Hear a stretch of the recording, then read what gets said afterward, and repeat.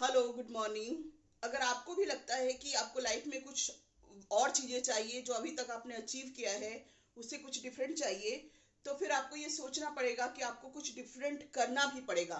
क्योंकि अगर आप वही चीज़ें रिपीट करते जाएंगे जो अभी तक करते रहे हैं, तो आपको डिफरेंट रिजल्ट नहीं मिल सकता।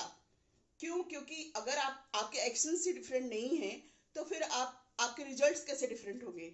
तो अगर आप keep doing same thing again and again every day. कल मैं बात कर रही थी अपने स्टूडेंट से और मैंने पूछा कि आपका स्क्रीन टाइम कितना है। किसी ने मुझे कहा कि 8 घंटे, किसी ने कहा 3 घंटे, किसी ने 5 घंटे, किसी ने कहा 1 घंटे।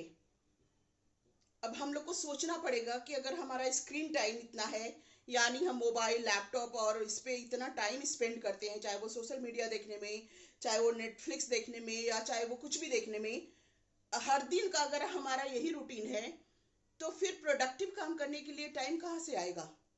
क्योंकि हम सबके पास वही 24 आवर्स हैं। तो अगर हम चाहते हैं कि हमें कुछ बड़ी अचीवमेंट हो, हमारा रिजल्ट, हम कोई नई चीज अचीव करें जो अभी तक हमने नहीं किया है, तो फिर हमें ये सोचना पड़ेगा कि आपको वो करना भी तो पड़ेगा जो अभी तक आपने नहीं किया है। और वो है आपका time management. Actually time management कुछ नहीं होता है, हमारा सेल्फ मैनेजमेंट होता है। टाइम मैनेजमेंट करके, टाइम मैनेजमेंट एक मिथ है, टाइम मैनेजमेंट एक बड़ा वर्ड लगता है। टाइम को हम मैनेज नहीं कर सकते। वही शाम होगी, सुबह होगी, दिन होगी, रात होगी, और वही 24 आवर्स सबके पास है। लेकिन अगर आप उसको अपने आप को मैनेज कर लिए, मैनेज का मतलब है डिसिप्लिन कर लिया। अगर आपने आपको अपने आप को डिसिप्लिन कर लिया, तो ये 24 आवर्स आपके लिए बहुत है।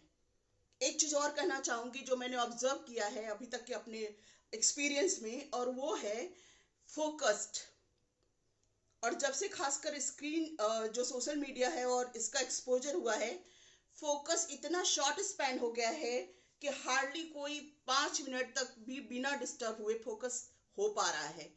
इतना छोटा हमारा फोकस का स्पैन हो गया है कि हम हर 1 मिनट बाद हम डिस्टर्ब हो जाते हैं। चाहे वो नोटिफिकेशन से हो, चाहे वो किसी तरह के डिस्टर्बेंस हो, वो हम हो जाते हैं।